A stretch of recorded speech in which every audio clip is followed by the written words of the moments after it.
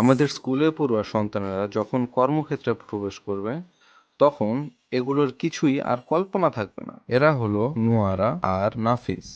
দুজনেই মেধাবী, দুজনেই কৌতূহলী, কিন্তু 10 বছর পর একজন আগামীর সমস্যা সমাধান তৈরি করবে এবং অন্যজন শুধু তাল মেলাতেই হিমশিম খাবে। যখন কিছু অভিভাবক অপেক্ষা করবে এই ভেবে যে কোডিং আরো পরে করা যাবে, তখন বাংলাদেশের হাজার হাজার মেধাবী শিশু ইতিমধ্যেই ড্রিমার্স একাডেমিতে AI, app development, game development এবং রোবোটিক্স প্রজেক্ট তৈরি করছে।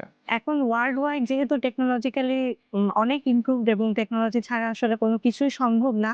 সো আমি বলব যে প্রত্যেকটা বাচ্চারই আসলে কোডিং শেখা উচিত। প্রশ্নটি এই নয় যে আপনার সন্তানের ভবিষ্যতের জন্য টেকনোলজি অপরিহার্য হবে কিনা।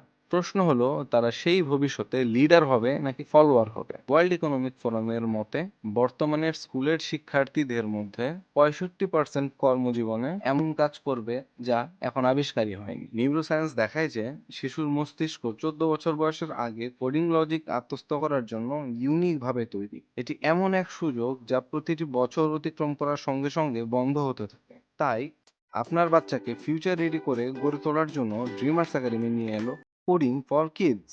7 থেকে 16 বছর বয়সীদের জন্য বাংলাদেশের সবচেয়ে বড় লাইভ কোডিং প্ল্যাটফর্ম, যেখানে আমরা হাজার হাজার স্টুডেন্টদের টেকনোলজি ইউজার থেকে টেকনোলজি মেকার বানানোতে সাহায্য করেছি।